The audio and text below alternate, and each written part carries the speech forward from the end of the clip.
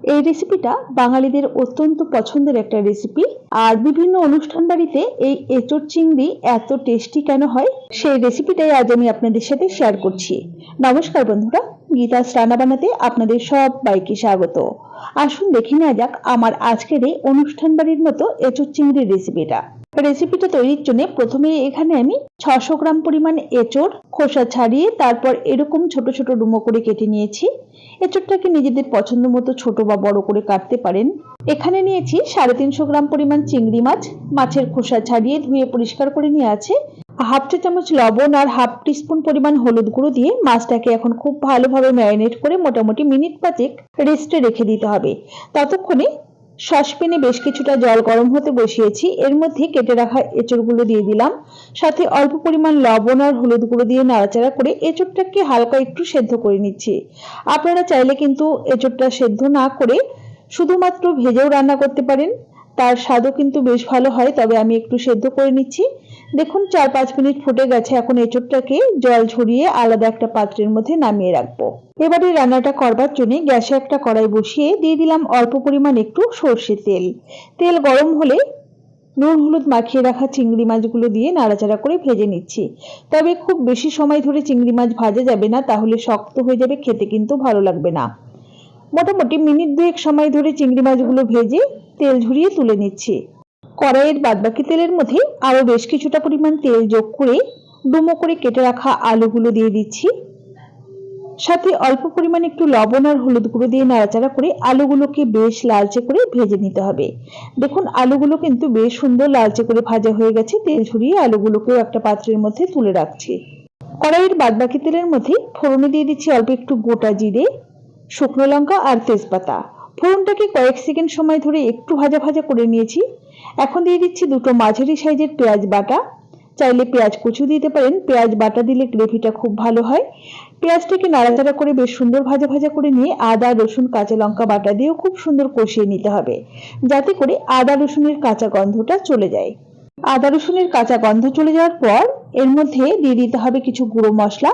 দিয়ে দিচ্ছি হাফ চা চামচ পরিমাণ জিরে গুঁড়ো, 1 চা চামচ ধনে গুঁড়ো, সুন্দর রঙের জন্য হাফ চা চামচ কাশ্মীরি রেড চিলি পাউডার আর হাফ টিস্পুন পরিমাণ হলুদ গুঁড়ো, সাথে একটা বড় সাইজের টমেটো কুচি, স্বাদ মতো লবণ। অল্প পরিমাণ গরম জল দিয়ে মশলাটাকে নাড়াচাড়া করে খুব সুন্দর করে একটু সময় নিয়ে কষিয়ে নিতে হবে। মশলা কষিয়ে নেওয়া যত ভালো হবে রান্নার টেস্ট কিন্তু ঠিক ততটাই বেশি ভালো আসবে। তবে মশলা কষিয়ে নেওয়ার সময় গ্যাসের ফ্লেম কিন্তু কখনোই হাইতে রাখা যাবে না, মিডিয়াম টু লোতে রেখে মশলাটাকে কষিয়ে নিতে হবে। দেখুন মশলা কষিয়ে নেওয়ার পর দিয়ে দিলাম কাজু বাদাম পোস্ত বাটা আর টক দই।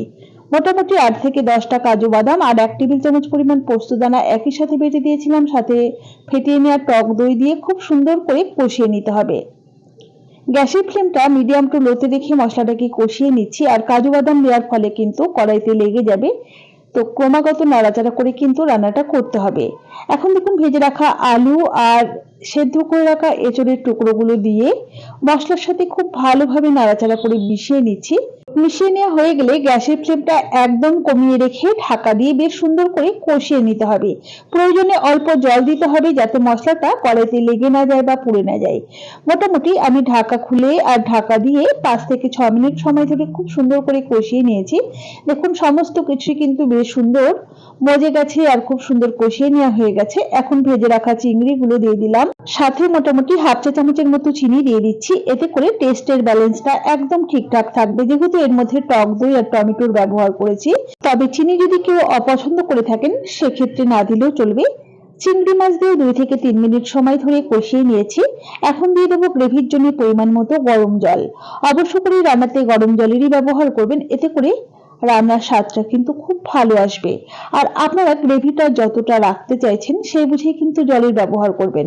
একবার খুব ভালোভাবে নাড়াচাড়া করে নিয়ে ঢাকা দিয়ে মোটামুটি মিনিট 5 রান্না করে নেব।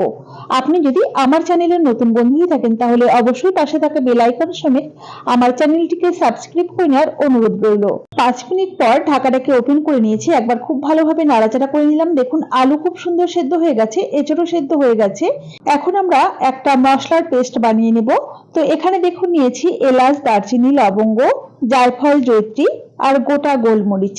এগুলোকে শিলে খুব মিহি করে আগে থেকে আমি বেটে রেখেছিলাম। সেই বাটা গরম মশলাটাই এর মধ্যে অ্যাড করে দিয়েছি। এখন খুব ভালোভাবে নাড়াচাড়া করে নিচ্ছি।